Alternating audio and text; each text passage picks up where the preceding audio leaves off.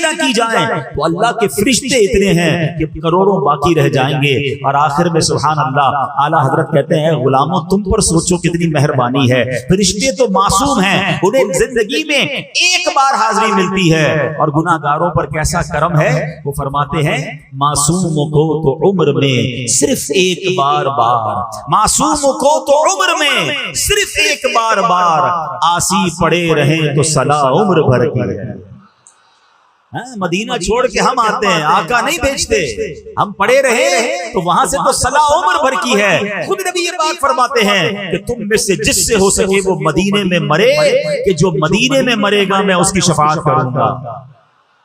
وہاں تو بلایا جا رہا ہے. ایک اور جگہ فرماتے من زار قبری وجبت لہ شفاعتی, جس نے میرے روضے کی زیارت کی اس پر میری شفاعت واجب ہو گئی. ارے آقا تو مدینے بلا رہے ہیں, وہ کہتے ہیں آؤ تو واپس نہ جانا, معصوموں کو تو عمر میں صرف ایک بار آسی پڑے رہے تو صلاح عمر بھر کی ہے. ایک اور جگہ اعلیٰ حضرت دیکھتے ہیں نا, بار نہ تھے حبیب کو پالتے ہی غریب کو. ہم آقا پر بوجھ تھوڑی تھے جو مدینہ چھوڑ کر آتے ہیں.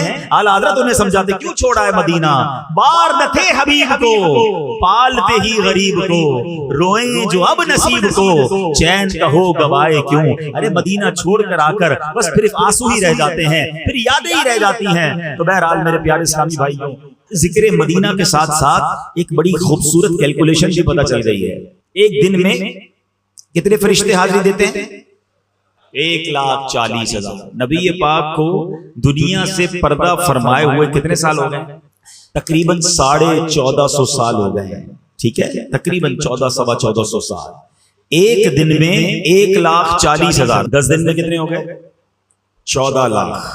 ٹھیک ہے, ایک مہینے میں کتنے ہو گئے ہے کسی کا حساب؟ 42 لاکھ. ٹھیک ہے, ایک مہینے میں 42 لاکھ فرشتوں نے حاضری دی, اور ان فرشتوں نے حاضری دی جو دوبارہ نہیں آئیں گے. ٹھیک ہو گیا. ایک سال میں کتنے ہو جائیں گے؟ 10 سال میں کتنے ہو جائیں گے؟ 100 سال میں کتنے ہو جائیں گے؟ اور 1400 سال میں کتنے ہو جائیں گے؟ آپ کے کیلکولیٹر جواب دے جائیں گے, آپ کا کمپیوٹر جواب دے جائے گا. اچھا یہ تو دے چکے حاضری, سلسلہ تو روز جاری ہے نا, اور یہ حاضریاں کب تک ہوں گی؟ صبح قیامت تک. اس کیلکولیشن سے, اس عشق والی کیلکولیشن سے ایک بات سمجھنے کو یہ مل رہی ہے, اللہ کے فرشتے ہیں کتنے ہیں؟ قرآن پاک میں رب نے خود فرمایا کہ اللہ کے لشکروں کو اللہ کے سوا کوئی اور نہیں جانتا, ہم گن بھی نہیں سکتے. اب ذرا سوچئے کتنے فرشتے ہیں, انکاؤنٹیبل, اتنی تعداد, اربوں نہیں, خربوں نہیں, اس سے بھی زیادہ. لیکن ان تمام فرشتوں کی ڈیوٹی کیا ہے؟ ان اللہ وملائکتہ یصلون علی النبی. سمجھ رہے ہو بات کو؟ ان سب فرشتوں کو ایک کام پہ لگایا ہوا ہے کہ نبی پاک پر درود پڑھتے رہنا ہے, پڑھتے رہنا ہے. اب سوچئے میرے آقا کو ہمارے اور آپ کے درود کی حاجت نہیں ہے. ان کے دربار میں تو ہر لمحہ, ہر سیکنڈ کروڑوں اربوں خربوں وہ بھی فرشتوں کی زبان سے درود پہنچ رہے ہیں. ہمیں تو موقع دیا گیا ہے کہ اے غلاموں تم بھی درود پڑھ لو, تمہاری بھی بگڑی بنا دی جائے گی, تمہاری بھی جھولی بھر دی جائے گی. تو درود کی اہمیت سمجھیے. علماء بیٹھے ہیں, قرآن پاک میں بہت سارے احکام, رب نے فرمایا حکم دیا نماز پڑھو, زکوٰۃ دو, روزہ رکھو, حج کرو, بہت سارے احکام ہیں. کہیں یہ نہیں فرمایا کہ میں بھی یہ کام کرتا ہوں, فرشتے بھی کرتے ہیں, اے ایمان والو تم بھی شامل ہو جاؤ. یہ صرف درود پاک ہے جس کا یہ مقام ہے. اللہ کرے کہ بات سمجھ آ جائے اور درود پاک کی اہمیت سمجھ آ جائے. اللہ مجھے اور آپ کو کثرت سے درود پاک پڑھنے کی توفیق عطا فرمائے. ایک بار پھر بآواز بلند درود پاک صلو علی الحبیب صلی اللہ تعالی علی محمد صلی اللہ علیہ وسلم. آج میں نے جو موضوع سوچا ہے, جو آج کے لحاظ سے میں نے, کیونکہ بات ہی حضرت آدم کی ہوئی ہے, حضرت حوا کی ہوئی ہے, تو آئیے چلتے ہیں اسی دور میں. اور اس دور میں بہت سارے واقعات ہوئے. حضرت آدم کو جب سجدہ کرنے کا حکم دیا گیا تو ایک بدبخت تھا جس نے سجدہ نہیں کیا. حالانکہ وہ پہلے سے بدبخت نہیں تھا, فرشتوں کا استاد بھی تھا, جنت کا خزانچی بھی تھا, ہزاروں سال عبادت بھی کی تھی, مگر شیطان مردود نے سجدہ نہیں کیا. اور نہ کرنے کی وجہ کیا بنی کہ اس نے کیا کہا کہ اے اللہ میں آدم کو کیوں سجدہ کروں, انا خیر من, میں اس سے بہتر ہوں. خلقتنی من نار وخلقتہ من طین، اے اللہ تو نے مجھے آگ سے بنایا ہے، اس کو مٹی سے بنایا ہے، میں اس سے بہتر ہوں. یعنی تکبر کیا، پراؤڈ کیا. تکبر کہتے ہی اس کو ہیں کہ بندہ اپنے آپ کو کسی سے برتر سمجھے اور کسی کو اپنے آپ سے معاذ اللہ کمتر یا ذلیل سمجھے. اس مردود نے جب تکبر کیا، سجدہ کرنے سے انکار کیا، تو اس کے بعد کیا ہوا؟ اس کے چہرے کا نور چھین لیا گیا، اسے مردود قرار دیا گیا، اور اللہ نے اسے جنت سے بھی نکال دیا اور اپنی دربار سے بھی نکال دیا. پتہ چلا کہ کائنات میں جو سب سے پہلے گناہ ہوئے ہیں نا، اس میں تکبر بھی ہے، اس میں حسد بھی ہے. شیطان مردود کو حسد بھی بڑا تھا، جبھی تو حضرت آدم کو سجدہ نہیں کیا نا.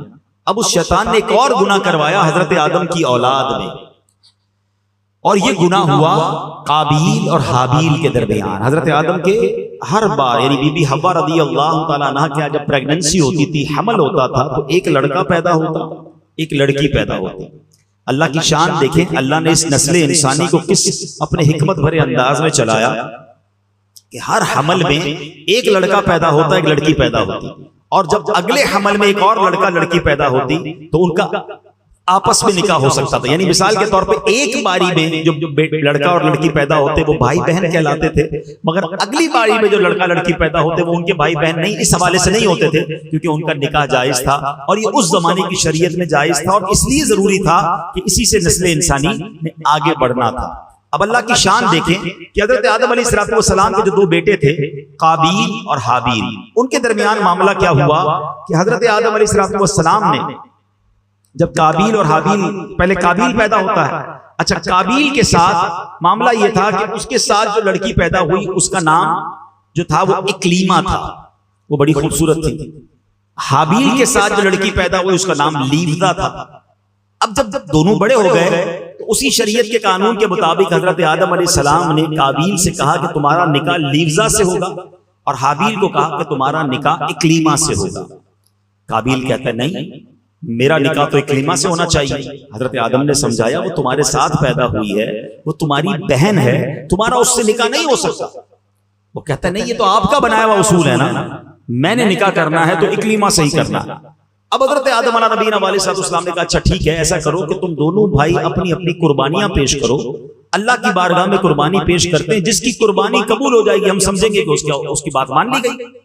اب کیا ہوا، اس زمانے میں صدقہ یا جو بھی پیش کیا جاتا تھا صدقہ، وہ قبول کیسے ہوتا تھا، قربانی کیسے قبول ہوتی تھی کہ آسمان سے آگ آتی تھی اور اس صدقے کو اس کو آگ لے کر چلی جاتی تھی. سرکار دو عالم علیہ السلام کی امت پر ایک اور مہربانی بتائی کیا کی ہے؟ بہت ساری مہربانیوں میں ایک مہربانی یہ ہے کہ ہمارا صدقہ، ہماری قربانی ہم خود بھی استعمال کرتے ہیں، ہم آپس میں غریبوں میں بانٹ دیتے ہیں. ہماری قربانی کو آگ نہیں کھاتی، ورنہ پہلے جو بھی چیز پیش کی جاتی تھی وہ آگ لے جاتی تھی. سمجھ رہے ہیں بات کو؟ ہم آج کل کیا کرتے ہیں، صدقہ غریبوں میں بانٹ دیتے ہیں، رشتہ داروں میں بانٹ دیتے ہیں، قربانی کرتے ہیں، خود بھی کھاتے ہیں، دوسرے لوگ بھی کھاتے ہیں. ایسا نہیں تھا پہلے، یہ بھی اس امت پر مہربانی کی گئی ہے. تو بہرحال اب کیا ہوا کہ دونوں نے اپنی اپنی قربانی پیش کی. قابیل کھیتی باڑی کرتا تھا اور حابیل جو تھے وہ بکریاں چراتے تھے. تو قابیل اناج کا ایک ڈھیر اس نے رکھ دیا پہاڑ کے اوپر، اور حابیل نے ایک بکری جو تھی وہ رکھ دی. اب ایسا ہی ہوا کہ آگ آئی اور آگ آ کر بکری کو جو ہے وہ لے گئی اور قابیل کے گندم کو چھوڑ دیا گیا. اس کا مطلب یہ ہوا کہ حابیل کی قربانی قبول ہو گئی، اور حضرت آدم نے یہی فرمایا کہ اب اکلیما کا حقدار یہ ہے. اب یہ فیصلہ تو آپ نے سنا دیا، مگر اب قابیل جو بھائی تھا اس کے دل میں اپنے بھائی کے لیے حسد پیدا ہو گیا کہ یہ وہ لڑکی ہے جس سے مجھے شادی کرنی تھی، اس کو مل گئی. اور بالآخر اس حسد کی بنا پر قابیل نے حابیل کو قتل کر دیا.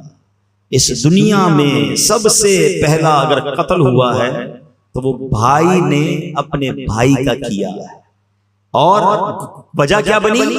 حسد وجہ بنی. حسد کیوں ہوا؟ ایک عورت کی وجہ سے ہوا. اس سب باتوں کو سمجھنا ہے. ایک بندہ جو ہے مردود ہو گیا تکبر کی وجہ سے، حسد کی وجہ سے. دوسرا بھائی نے بھائی کو قتل کیا حسد کی وجہ سے اور عورت کی وجہ سے.